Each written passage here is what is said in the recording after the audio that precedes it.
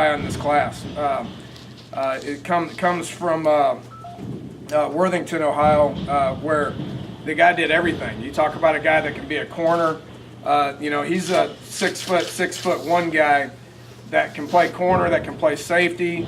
Does an unbelievable job of rushing kicks and blocking kicks. Probably blocked 4 or 5 of them this year. Can play a lot of different things. He's a very, very smart kid. I don't know what we're going to do with him yet. He could be a corner. He could be a safety. He's going to keep continuing to grow. But you watch him make plays as far as coming off the edge, blocking kicks. He's got a burst. And then you also see him pick a ball and take it back for a touchdown. There ain't nobody that can catch him. Sam Levy, linebacker out of DeMatha over in Baltimore, over in D.C. A good-sized kid, 3-year starter for DeMatha, had 16,000 tackles over the course of his career. Has played a lot of ball, is a physical kid. He's obviously not going to get any smaller. Look forward to seeing how he develops over the years. Devontae Mathis, another guy from Miramar, who was a very instrumental kid when it came to being on a team that won 13 games, was 13-1, played safety for him, played inside receiver for him, played wideout for him, played quarterback for him, did a whole bunch of things. And you talk about getting as many guys as you can with that type of a body type that can play that many different positions. You got a guy that's going to be extremely productive. Tony Mateo is out of Manchester High School in Ohio. Tony is another one of these guys that came over to about 5 different camps and came over to about 5 different games. Was solid from the very beginning. Is a very, very smart kid that can play center, can play guard, is athletic enough to play tackle. He's going to play in the All-Star games over in Ohio. Big tough country kid that will come over and work hard and be able to take the abuse that he gets from Coach Biedenbow. The other guy that Coach Biedenbow spent a whole bunch of time recruiting, Tyler Orlowski, another big, strong guy. Bill likes football quite a bit, and you talk about Coach Biedenbow. He likes football, and he likes to go home and eat dinner and bounce his little kid on his knee. Tyler Orlowski and Tony are the same 2 type of kids where they like to play football and then lift weights and go home and sleep and wake up and do the same thing over and over again. So Tyler played at St. Edward's High School over in Cleveland. Is just a very, very great kid. Work ethic's unbelievable. Is a big, strong, powerful guy that the more of those guys you can have up front, the better. Deontay McManus, excited about Deontay. Deontay was one of our early commits. Is one of the most highly rated guys that we have. Very productive guy. Was very highly recruited guy.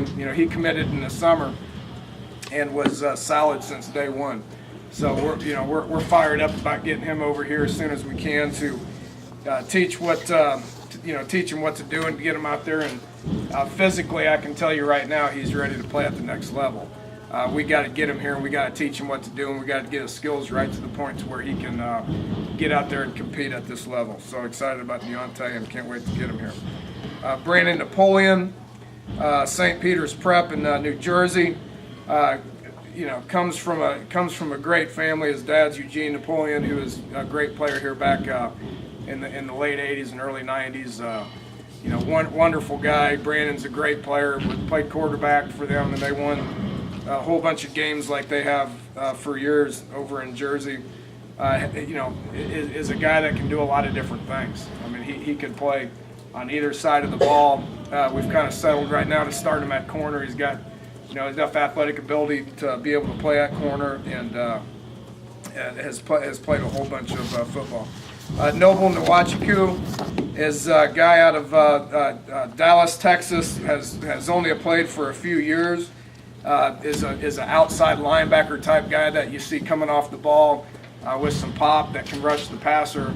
He's a guy that has played playing at Wiley. That's a that's a high school where they've won a whole bunch of games and played very good competition to the point to where he's going to be used to the competition. It's just about being able to come in and be able to adjust to the speed of the game. Will does a great job. He does do a great job of coming off the ball and rushing the passer.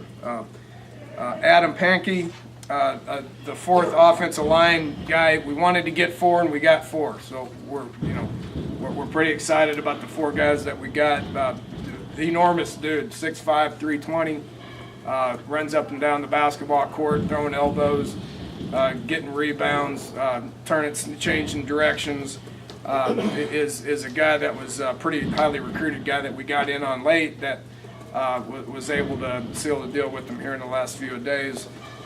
Is really a good kid, fun family, fun kid to be around. He's got some younger siblings that might even be bigger than him. It looks like to me.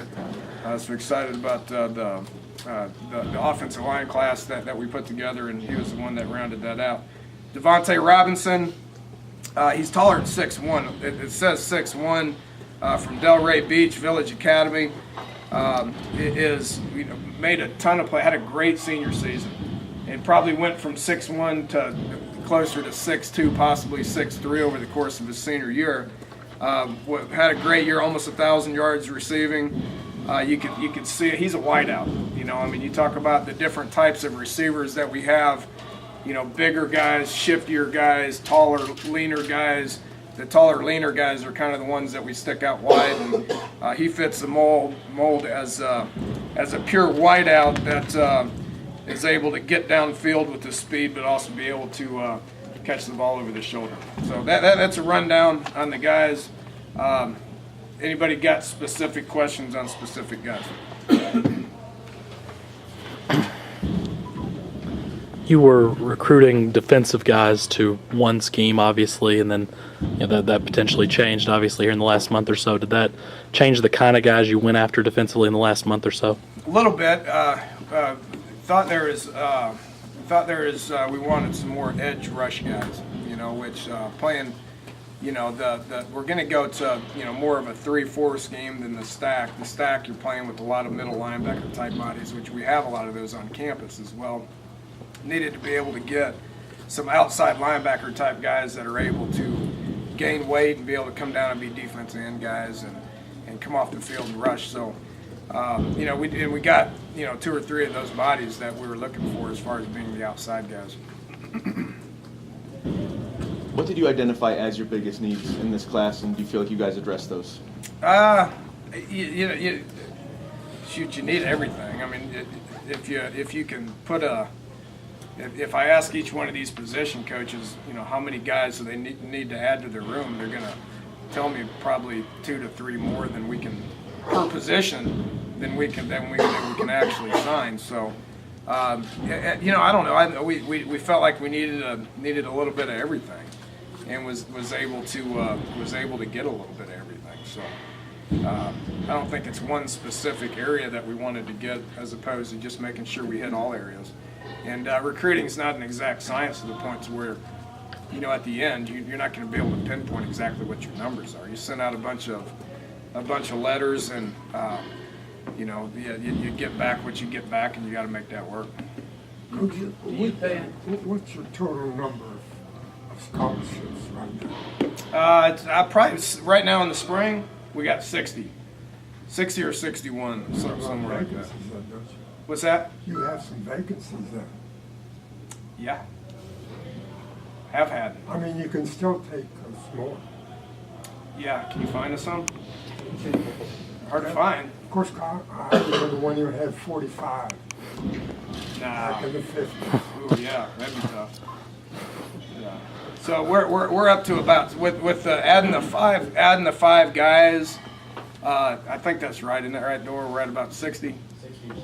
We're at 61 right now, which means that we can add 25 in the fall. Considering we keep everybody, which that's all about the retention aspect of things. Which, if all 60 of those guys continue to get into that weight room and work hard and do a good job in the classroom, and our retention is good. And then the 20-some guys that we add, we'll be somewhere around 80. But we may add a few, we may lose a few. You never know what's going to happen. And do you pay any attention to how your class is rated by the people that do such things? And do you pay attention to how they rate players or 3 stars? Not nearly as much as you do, probably. Not me at all. Yeah, we don't. I mean, it's a good starting point, a good reference. I mean, you get on the internet and you watch the various TV shows and the reports on it, and obviously we're like everybody else. We want people to say good things about what our body of work is, but the truth of the matter is we're not going to know how these guys fare here until a couple of years anyway. There'll be a handful of them come in and make a difference next year. There'll be a handful that will take a few years, 2 or 3 years, before they're able to contribute, and then there'll probably be a couple that we sign that are never going to be as big of a contributor as we want them to be. That's just the nature of what you sign and how these kids develop. They're still 17, 18, 19 years old to the point to where we don't know how they're going to develop totally. We try to do our best and fit, meet our needs, but then it's about getting them in here and paying them a whole bunch of attention. The 5 guys that I pay attention more on this list are the 5 guys that are here. Those are the most important 5 to us right now, because they're in here and they're working out every day, and we're able to spend time with them and keep up with their academics and get in the film room. Those are the 5 guys that we as coaches, will pay the most attention to over the next couple of months. And then when the rest of these guys get here in June, then it comes, their turn to be able to spend a whole lot of time with them. How do you try to develop them? How do you project in your own mind a kid that you see that there might be another player on his team, same position, that's even better than him, but how do you manage to project him 3 years from now as compared to what you see in front of you? You don't totally. I mean, you get his body type and the position he plays and what you see on film and what you think they're gonna develop into, but you don't know if they're gonna get bigger and change positions or develop their skills, or how much they're going to develop their skills. It's a bit of a guessing game. We're all aware of that. You mentioned the impact of the Orange Bowl. Obviously, with the number of guys you got from Florida, you can kind of see it there. Were you surprised at how well you guys did in Florida, and how many of those guys were able to attend the game, and how do you feel about your job down there? And good. Robert Gillespie did a great job down in South Florida. And Shannon Dawson, who took over some of the Central Florida kids and did a good job prior to the bowl game and after the bowl game. So West Virginia's always done well in Florida, and by us being able to make it a priority, get some guys down there that we're working it pretty hard, and be able to be down there for a good bit of time, and the exposure that we got down there, I certainly don't think hurt. How difficult has this last month or so been recruiting coaches at the same time and trying to finishing up the class and not having a full staff for the last month? Yeah, not having the full staff hurts you a little bit. Like I said, I think these guys came in and did a good job. And Joe DeForest, being able to add him with his recruiting background, especially as many years as he's been doing it, was able to get in front of a lot of the defensive guys and tell them about what the future is going to be about. So, this is the second year in a row that we haven't had a full staff, which, it is what it is. It just that's the reality of college football at times, and everybody else has got to deal with it too. So we're certainly not making excuses for anything, but retention's good on the coaching staff, and if we're able to keep everybody and get everybody going in the right direction, and then it might be a little easier next year, but each year is a different year. Does the conference change affect recruiting, or you just get guys that can fit in your system? It can help. I think everybody's pretty excited about going to the Big 12 at some point here. We're all anxiously awaiting the decisions. I'm aware of that, but to be able to be the Big 12 is widely regarded as one of the better conferences out there. We're aware of that, and we're excited about where that's going to take us. And but we have made a conscious effort to make sure that we continue to take care of what's made West Virginia good for quite a while, which is recruit the surrounding states. Recruit West Virginia first, but then recruit the surrounding states, and then get into Florida and then use the contacts that exist to be able to move west slightly. Kind of feeding off of that, you got one player from Texas a year ago in Millard. Now you got. Do you expect those numbers to continue to grow as more and more kids come from those areas? Probably slightly. I mean, they won't continue to grow every year. You got a ceiling, which we got 2 last year. One happened to start for us for the majority of the year. Yeah, forgot about Dustin. Yeah. How can you forget about him? Geez, just because he didn't play in the bowl game, that's unfair. But and then we got 4 this year. I mean, it's a priority. We're going to go there. We get guys from Houston and Dallas and surrounding those 2 metropolitan areas that call us all the time. It's got to be a good fit, and there's got to be a reason for us to do that. We do, we try to do the best that we can to find the right guy for the position, right guy for the scholarship, and then we make sure that they're wanting to come up here as well. How different? I don't know how many you can get. We don't put a number on it. We settled with 4 because those are the 4 that we wanted. How different is this day for you as a head coach as opposed to being an assistant? It's the same thing. You wake up, you make calls, you anxiously await it to be over, and you get the letters of intent, so you know it's final, and then you start watching next year's kids, which is what we've been doing pretty much the whole day. Dana, are you done with this class, or will you go up until April 1st and maybe see what settles today and who's still out there? Yeah, probably. That never stops. Yeah. That never stops. I mean, we still got a couple of open spots for 2012. So we will continue to look to see if something becomes available, much like we did last year. When we brought in, a couple of seniors. That had to be a part of the class, a couple of transfers, that sort of thing. So if a transfer kid comes available that fits a need, then we can continue to add. If high school, junior college kids can continue to pop up and it fits a need, then we'll be more than happy to have them. With a lot of guys that you mentioned, you talked about their high school success, winning a lot of games. Do you feel like those teams are winning a lot of games because of the talent of the guys you're bringing in, or do you feel like it's important that their high school teams were successful because that translates at the next level? It's a very loaded question, isn't it? Yes. Yeah. Both. I mean, good programs develop players, and those programs I'm not just referring to the 3 schools in Texas. You take teams like Miami Central, who are close to winning a state championship. Miramar was close to winning a state championship. Miami Central was close to winning a state championship. There's a lot of schools that were good programs that develop players.